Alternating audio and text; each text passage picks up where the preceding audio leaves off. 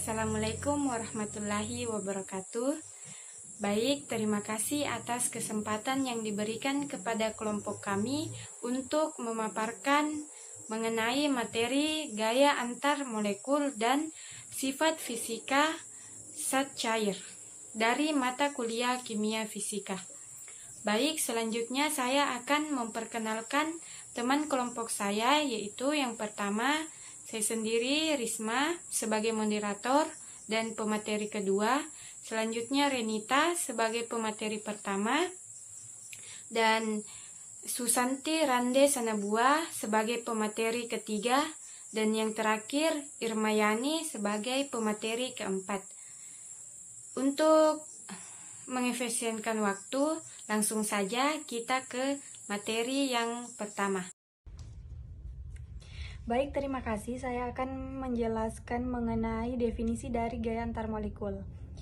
Gaya antar molekul merupakan gaya tarik-menarik antar molekul yang berdekatan. Jadi, gaya ini terjadi antar molekul yang satu dengan molekul yang lainnya. Oleh karenanya, gaya antar molekul itu dikatakan tidak sama dengan ikatan kimia, di mana ikatan kimia ini merupakan gaya tarik-menarik yang membentuk suatu senyawa. Gaya antar molekul memiliki sifat tarik-menarik dan tolak-menolak. Ketika dua molekulnya berdekatan, gaya tolak antar muatan yang sama akan semakin timbul dan semakin tinggi energi tolaknya.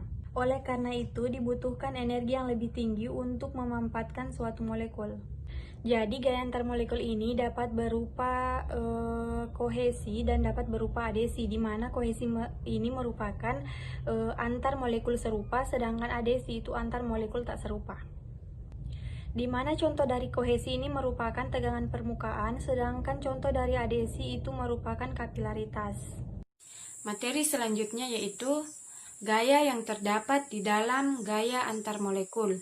Ada 3 gaya, yaitu yang pertama gaya van der Waals, gaya London, dan yang ketiga ikatan hidrogen. Di mana gaya van der Waals terbagi menjadi 2, yaitu gaya dipol-dipol dan gaya tereduksi atau terimbas. Baik, saya akan menjelaskan satu persatu.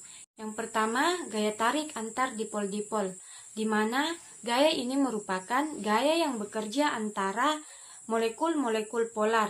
Gaya ini berasal dari gaya elektrostatis, di mana semakin besar momen dipolnya, maka semakin kuat gayanya. Molekul dipol memiliki sebaran elektron yang tidak merata, yang disebabkan oleh keelektronegatifan yang besar, di mana gaya ini merupakan 2 muatan, yang satu bermuatan positif dan yang lainnya bermuatan negatif, di mana cenderung muatan yang positif akan mencari atau mendekati muatan negatif. Yang kedua yaitu gaya dipol tereduksi atau terimbas, atau biasa juga dikatakan sesaat, di mana gaya ini merupakan gaya antara molekul polar dan molekul nonpolar. Molekul polar akan mengimbas molekul nonpolar di sekitarnya, sehingga terjadi molekul sesaat atau dipol sesaat. Hasilnya yaitu gaya tarik antara molekul polar dengan molekul nonpolar. Contohnya yaitu yang biasa ditemukan yaitu HCl dan H2O atau HCl dengan O2. Selanjutnya yaitu ikatan hidrogen. Ikatan hidrogen merupakan suatu gaya yang sangat kuat dalam menentukan sifat dan struktur dari banyaknya suatu senyawa. Kekuatan ikatan hidrogen ini ditentukan oleh interaksi kolom antara pasangan elektron bebas pada atom elektronegatif dan ikatan hidrogen. Contoh dari ikatan ini yaitu ikatan antara senyawa H2O. Saya Susanti Randesenobua sebagai pemateri ketiga. Di sini saya akan membahas mengenai sifat fisika yang ada pada zat cair. Perlu kita ketahui bahwa sifat fisika itu merupakan sifat dari materi yang dapat kita lihat secara langsung melalui indera. Kemudian untuk zat cair, kita dapat melihat contoh dari zat cair itu di kehidupan sehari-hari kita. Contohnya air, bensin, minyak, dan contoh lainnya. Untuk lebih jelasnya, mari kita sama-sama mengetahui apa saja sifat-sifat fisika yang ada pada zat cair tersebut. Sifat fisika yang pertama yaitu wujud zat. Ini merupakan sifat yang sangat penting untuk diketahui. Adapun wujud zat yang ada pada zat cair, yang pertama itu, zat ini mempunyai volume tetap, tetapi bentuknya selalu berubah-ubah mengikuti wadah atau tempatnya. Kemudian kita dapat lihat susunan molekul dan ikatan antar molekulnya. Zat cair ini mempunyai susunan molekul yang kurang teratur dan cara antar molekulnya yang agak renggang, sehingga gaya tarik-menarik antar molekulnya relatif lebih rendah dibandingkan dengan zat padat. Selanjutnya yang kedua yaitu kekeruhan atau biasa disebut dengan turbidity. Kekeruhan ini terjadi pada zat cair, di mana kekeruhan ini disebabkan oleh partikel suspensi yang halus. Jika cahaya dilewatkan pada sampel keruh, intensitasnya akan berkurang karena dihambur. Hal itu disebabkan karena konsentrasinya. Gambar ini merupakan alat untuk mengetahui intensitas cahaya pada zat cair yang keruh, atau untuk mengetahui tingkat kekeruhannya. Alat ini biasa disebut dengan turbidimeter. Gambar selanjutnya merupakan gambar yang membedakan antara air keruh dengan air yang jernih. Pada sebelah kiri air keruh dan sebelah kanan yaitu air jernih. Kemudian sifat fisika yang ketiga yaitu kekentalan atau biasa disebut viskositas. Kekentalan atau viskositas merupakan ukuran ketahanan suatu zat cair pada saat mengalir. Ukuran kekuatan mengalir zat cair dapat kita ketahui dengan cara memakai alat yang disebut dengan viskometer. Ternyata viskositas sangat dipengaruhi oleh struktur molekul cairan. Jika struktur molekul cairan kecil dan sederhana, molekulnya dapat bergerak cepat. Contohnya adalah air.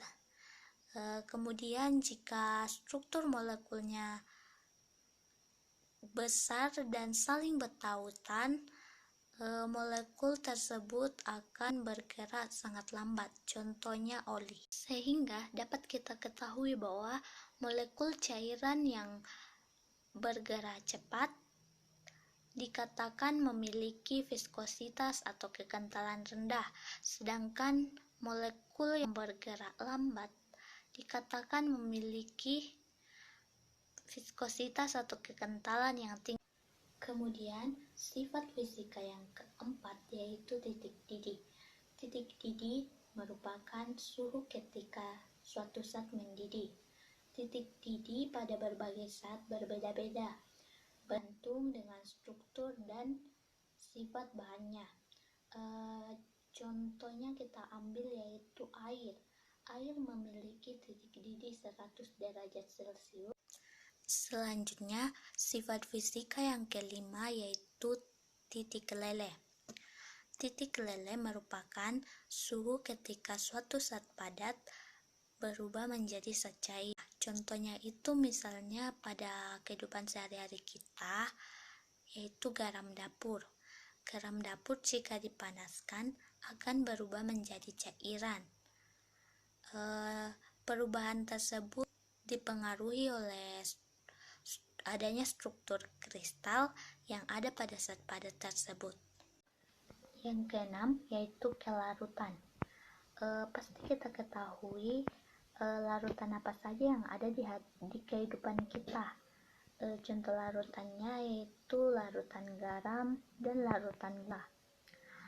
Larutan merupakan campuran homogen, di mana dia terdapat dua komponen, yaitu pelarut dan terlarut.